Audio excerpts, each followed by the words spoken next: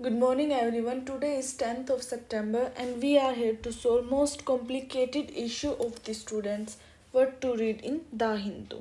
तो मैं इस शॉर्ट वीडियो में जस्ट आपको गाइड करूंगी और लिंकेज बनाना सिखाऊंगी कि हमारे प्रीलिम्स मेंस के लिए क्या इंपॉर्टेंट है, कहाँ से क्वेश्चन आ सकते हैं, न्यूज़पेपर को एक्चुअली कैसे स्टडी करना ताकि आपका टाइम वेस्ट ना हो और एक लिंकेज एक डायरेक्शन मिल जाए आपको पढ़ने के लिए। तो लेट्स स्टार्ट। ऑब्वियसली G20 चल रहा है दिल्ली में, तो न्यूज़पेपर कम्प्लीटली G20 के अराउंड ही है और G20 ऑब्वियसली हमारे प्रीलिम्स मेंस दोनों के लिए बहुत ज़्यादा इम्पोर्टेंट है। तो हम जस्ट देखेंगे कि कौन सी न्यूज़ को डिटेल में पढ़ना है और कौन सी न्यूज़ को गो थ्रू करना है। तो फर्स्ट पेज पर ही ये न्यूज़ आई है, G20 clinches New Delhi declaration. Obviously कल फर्स्ट डे था समिट का, तो न्यू दिल्ली डिक्लेरेशन हुई है वहाँ पे, जिसमें बहुत सारे डिसीज़न लिए गए हैं, जिसमें सबसे इम्पोर्टेंट जो डिसीज़न है वो यूक्रेन के बारे में है ना। यूक्रेन रशिया का जो वॉर हो रहा है, जियो पॉलिटिकल इशू है, इसके बारे में बात हुई है। तो इसके आप गो थ्रू कर लेना, जस्ट आइडिया होना चाहिए आपको क्या चल रहा है। ऑब्वियसली यूक्रेन रशिया का वॉर था, तो रशिया के जो प्रेसिडेंट है उन्होंने भी ज्वाइन नहीं करी G20, वो बहुत बड़ी बात थी। तो यहाँ से इस न्यूज़ के बारे में आप पढ़ लेना। फिर इसी पेज पर, पेज नंबर 1 पर ही यहाँ पर एक ये न्यूज़ है। ये न्यूज़ हम केस स्टडी की तरीके से लेंगे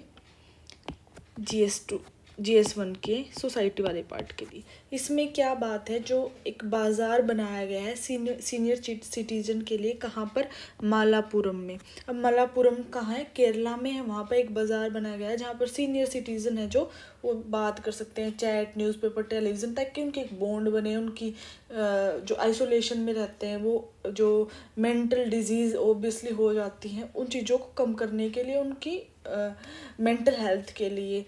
तो ये हम केस स्टडी में जहाँ भी ओल्ड एज, एल्डरली पीपल, ऐसी कुछ भी GS1 मेंस में आएगा, वहाँ पर केस स्टडी और एज एग्जाम्पल हम यूज़ कर सकते हैं। ठीक है। फिर उसके बाद हम मूव करेंगे पेज नंबर 6 पर। यहाँ पर अगेन G20 के बारे में न्यूज़ है। G20 में ग्लोबल बायोफ्यूल अलायंस के बारे में बात हुई है, क्लीन एनर्जी के बारे में बात हुई है। तो ऑब्वियसली ये न्यूज़ पढ़ लेना, बहुत इंपॉर्टेंट है। बट यहाँ से हमारे लिए प्रीलिम्स के लिए क्या इंपॉर्टेंट हो जाता है, बायोफ्यूल के बारे में पढ़ना। Like first generation biofuel, second generation, third generation, fourth generation biofuel, क्या क्या उनमें मतलब किस चीज़ से बनते हैं। जैसे फर्स्ट जनरेशन जो बायोफ्यूल है वो हमारे फूड मटेरियल से बनते हैं, वहीं जो फोर्थ जनरेशन बायोफ्यूल है वो हमारे इंजीनियर्ड जेनेटिक मटेरियल से बनते हैं। तो वो सब आपको प्रीलिम्स के लिए इम्पोर्टेंट हो जाता है बायोफ्यूल के बारे में पढ़ना। ठीक है। और यहाँ पे जो ग्लोबल बायोफ्यूल की जब बात हुई थी, तो जो प्राइम मिनिस्टर नरेंद्र मोदी हैं, उन्होंने वन अर्थ की बात की थी और उन्होंने G20 की सैटेलाइट मिशन की भी बात की थी। तो ये सब गो थ्रू कर लेना। ठीक है। सिमिलरली इसी पेज पे जापान जो है वो G7 का अभी प्रेसिडेंट चल रहा है। तो यूक्रेन और जो रशिया का वॉर है, लाइक ऑब्वियसली आपको पता होगा इसमें क्या हो रहा है। जो वेस्ट है, जो वेस्ट डेवलप्ड कंट्रीज़ हैं, यूरोप हो गया, अमेरिका हो गया, वो सब एक साइड, और रशिया और चाइना का जो अलायंस है, कम्बिनेशन है, वो एक साइड है। तो ये इशू है, कोल्ड वॉर चल रहा है।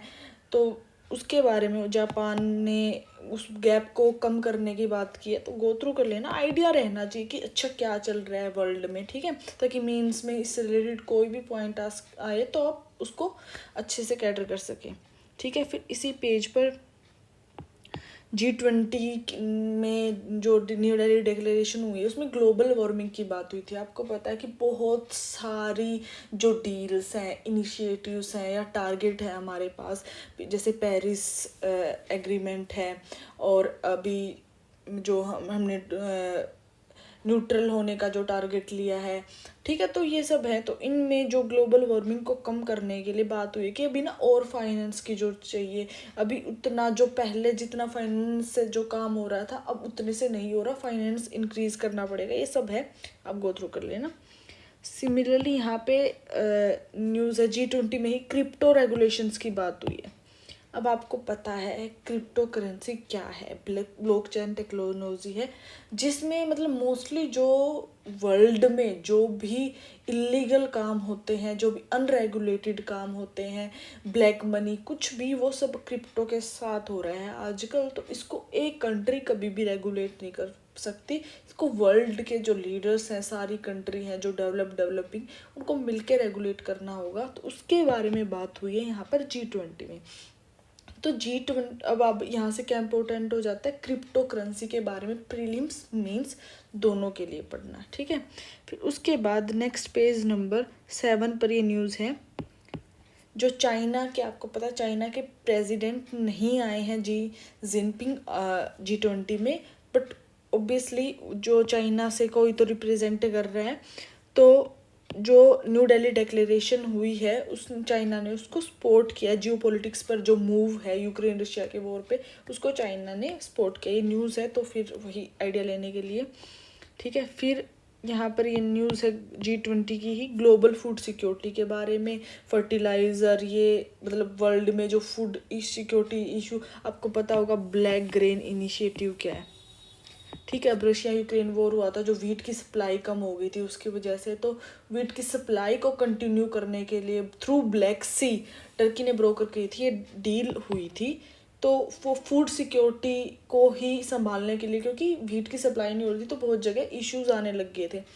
तो ये सब है, आप गो थ्रू कर लेना इस बारे में। और फिर ऑब्वियसली जब G20 हो रही है तो इतने इम्पोर्टेंट लीडर आए हैं, president of USA and president of UK, तो इन सब के साथ इंडिया बायलैटरल मीटिंग भी कर रहा है, बायलैटरल डिसीजन भी ले रहा है। तो यहाँ पे इंडिया और UK की जो बायलैटरल मीटिंग है उसकी बात हो रही है, फ्री ट्रेड पैक्ट को मतलब पे जो बात चल रही है उसको आगे कंटिन्यू करने की बात हो रही है, कि फ्री ट्रेड पैक्ट हो सकता है इंडिया और UK के बीच में। फिर उसके बाद पेज नंबर 10 पे मूव करेंगे हम। पेज नंबर 10 पर ये न्यूज़ है, very very important news for prelims, ठीक है। 67 species of reptiles, 59 species of amphibians recorded in Vietnam forest survey. यहाँ से आपको पहली बात तो पता होना चाहिए रेप्टाइल्स कौन से होते हैं और एम्फीबियंस कौन से होते हैं। रेप्टाइल्स आपको पता है जो बेसिकली लिजार्ड है, स्नेक है, वो सब रेप्टाइल्स में आते हैं। और एम्फीबियंस जो होते हैं उनके मतलब सबसे एक विजिबल फीचर मैं आपको बताऊँ तो उनके ईयर्स नहीं होते, उनके जस्ट होल होते हैं ईयर की जगह, जैसे फ्रॉग हो गया, इस टाइप के जो है जो उनका एम्फीबियंस बोलते हैं। तो यहाँ पर आपको कुछ, जैसे नाइट फ्रॉग की बात हो रही है, तो यहाँ पे ना ये प्रीलिम्स के लिए इम्पोर्टेंट हो जाते हैं। आप देखोगे ना तो उस जो आपका प्रीलिम्स होता है उसमें डायरेक्टली पूछ लिया जाता है कि कौन से क्रिएचर्स के बारे में बात हो रही है, कौन सा क्रिएचर है जो ऐसे बिहेव करता है, या फिर उसका जो एनिमल एम्फीबियंस है उनके नाम दे देंगे, एंड देन पूछेंगे एंडेंजर्ड है, क्रिटिकली एंडेंजर्ड है, match of the following, something like this. तो यहाँ पे जो नाइट फ्रॉग है उसकी बात हो रही है, टाइनीएस्ट फ्रॉग है, ठीक है। इसका एक क्राइटेरिया ये है। फिर यहाँ पे बात हो रही है Malabar torrent toad and red stream toad, ये प्रीलिम्स के लिए बहुत ज़्यादा इंपॉर्टेंट है, बहुत, दोनों ही एंडेंजर्ड स्पीसीज़ हैं, ठीक है। ये सब आप और भी एक दो मिलेंगे आपको, अब गो थ्रू कर लेना और उसके अकॉर्डिंगली अपने प्रीलिम्स के लिए नोट्स बना लेना, ठीक है। फिर उसके बाद हम मूव करेंगे पेज नंबर 12 पर। यहाँ पर ये बहुत ज़्यादा एक इम्पोर्टेंट न्यूज़ है, जो विक्रम लैंडर है, why it fails in Chandrayaan 2 but why it succeeded in Chandrayaan 3। ये बहुत लोगों को अभी तक नहीं पता है कि चंद्रयान 2 में विक्रम लैंडर सॉफ्टली लैंड क्यों नहीं हुआ था। तो वो बहुत अच्छे से एक्सप्लेन किया गया है यहाँ पे। मे भी मेंस में क्वेश्चन आ सकता है ये, बट ना भी आए तो आपके इंटरव्यू के लिए बहुत इंपॉर्टेंट हो जाता है। इवन जनरली आपको पता होना चाहिए, बिकॉज इंडिया के लिए बहुत बड़ी बात थी चंद्रयान 3 का सक्सेसफुल होना। तो इसके लिए मैं एक सेपरेट वीडियो भी बनाऊंगी, तो आप गो थ्रू भी कर लेना। फिर यहाँ पे एक न्यूज़ है ये ऑर्फन डिजीज़ के बारे में। ऑर्फन डिजीज़ आपको पता है रेयर डिजीज़ भी बोलते हैं इनको। तो ये आर्टिकल आप पढ़ोगे तो आपका आइडिया लग जाएगा। रेयर डिजीज़ इंडिया में अगर 2500 में एक इंसान को है तब उस चीज़ को रेयर डिजीज़ बोलते हैं। और वही जो WHO है उसका क्राइटेरिया है कि 1000 में एक इंसान को है तब उसको रेयर डिजीज बोलते हैं। तो वो आप पढ़ोगे तो आपको आइडिया लग जाएगा। जैसे लेप्रोसी है, उसके बारे में बात की गई है, लेप्रोसी फ्री इंडिया के बारे में। तो ये न्यूज़ बहुत इंपॉर्टेंट है। पेज नंबर 13 पर अगेन G20 के बारे में न्यूज़ है। G20 सक्सेस है या फेलियर है, G20 इंडिया के लिए क्यों इम्पोर्टेंट है, G20 में क्या क्या इनिशिएटिव लिए गए, वो सब इस आर्टिकल में बात की गई है और बहुत इंपॉर्टेंट है। एक बार ये सब कुछ G20 का हो जाएगा तो मैं एक सेपरेट वीडियो भी बनाऊंगी इसके ऊपर, बट जब तक आप इसको न्यूज़ में से गो थ्रू करते रहना, ठीक है। फिर यहाँ पे नेक्स्ट आर्टिकल है इलेक्ट्रॉनिक वेस्ट के बारे में। इलेक्ट्रॉनिक वेस्ट आपको पता है कौन सा होगा, आपके एनवायरनमेंट के प्रीलिम्स के लिए भी बहुत इंपॉर्टेंट है ये, ठीक है। प्रीलिम्स में इलेक्ट्रॉनिक वेस्ट है, कौन से उसमें मेटल होते हैं, नॉन मेटल होते हैं, वो प्रीलिम्स में पहले भी क्वेश्चन आ चुका और मेंस में तो है ही इंपॉर्टेंट। इलेक्ट्रॉनिक्स जो वेस्ट है वो इम्पैक्ट क्या है, कैसे हैंडल करना चाहिए, क्या वे फॉरवर्ड है, वो सब। तो यहाँ से इस आर्टिकल से आपको थोड़ा आइडिया लग जाएगा कि इंडिया में ऑब्वियसली जो हैंडलिंग है इलेक्ट्रॉनिक वेस्ट की वो 90% इनफॉर्मल है, तो उतना हम मैनेज नहीं कर पा रहे इलेक्ट्रॉनिक वेस्ट को। तो ये